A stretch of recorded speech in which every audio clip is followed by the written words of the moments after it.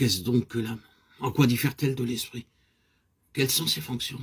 Quelques citations nous seront peut-être utiles avant d'examiner ce que disent les Écritures et ce qu'entend l'apôtre par cette division de l'âme et de l'esprit.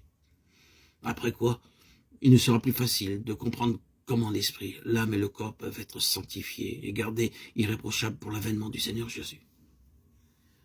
Tertullien, l'un des pères de l'Église qui écrivit vers la fin du IIe siècle, dit que la chair, l'organisme physique, est le corps de l'âme, et que l'âme est le vaisseau, le contenant de l'esprit. L'âme placée entre l'esprit et le corps est donc l'intermédiaire qui permet les communications entre l'un et l'autre, l'esprit ne pouvant communiquer directement avec la chair, le corps. Commentant ce même sujet, Andrew Murray, le pasteur, dit que l'âme est le terrain de rencontre pour le corps et l'esprit créé, âme vivante. Genèse 2:7. L'homme peut entrer en communication avec le monde extérieur par son corps.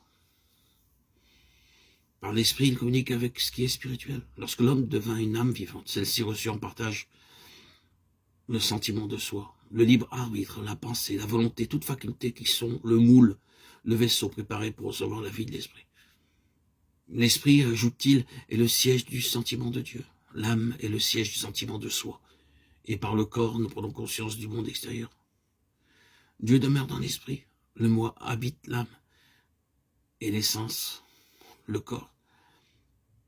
Pember donne aussi une définition lumineuse des fonctions des diverses parties de l'être humain. Par le corps, dit-il, nous avons l'usage des 5 sens. L'âme nous confère l'intelligence nécessaire à l'existence terrestre. Et elle perçoit les émotions qui émanent des sens. Quant à l'esprit, l'élément supérieur de notre nature, il procède de Dieu. Seul, il peut comprendre ce qui est divin et adorer Dieu. D'abord, le Créateur forma le moule, le corps. Puis, il mit en lui une respiration de vie, Genèse 2:7. Le mot du texte hébreu est au pluriel, ce qui peut indiquer que l'acte divin appela à l'existence plusieurs vies. L'une sensuelle, c'est-à-dire des sens, la vie dans le domaine des choses sensibles, l'autre spirituelle. Il ajoute, en renvoie. Peut-être que ce souffle de Dieu devint l'esprit et que simultanément son action sur le corps produit l'âme. D'où le pluriel employé. Pour ces auteurs, nous voyons que l'âme est le siège de la personnalité. Elle est la volonté, l'intelligence, la pensée. Elle est une entité placée entre l'esprit qui lui ouvre le monde spirituel et le corps par lequel elle communique avec le monde extérieur, le domaine sensible. À elle de choisir. À elle de prendre ses inspirations auprès de Dieu, ou dans le domaine inférieur, de se laisser guider par Dieu, ou de se laisser maîtriser par les sens. Ainsi, lorsque Adam demeurait en Éden, l'esprit qu'il avait reçu du Créateur gouvernait son âme. Intelligence, pensée, volonté, et pénétrant celle-ci, atteignait et influençait la prison d'argile, le tabernacle céleste.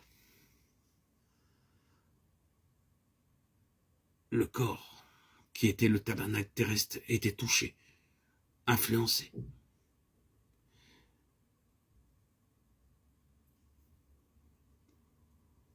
Ainsi, l'esprit l'illuminait de sa lumière, le rendait insensible aux influences extérieures de chaleur et de froid, était ainsi capable de réaliser parfaitement le but assigné par le Créateur.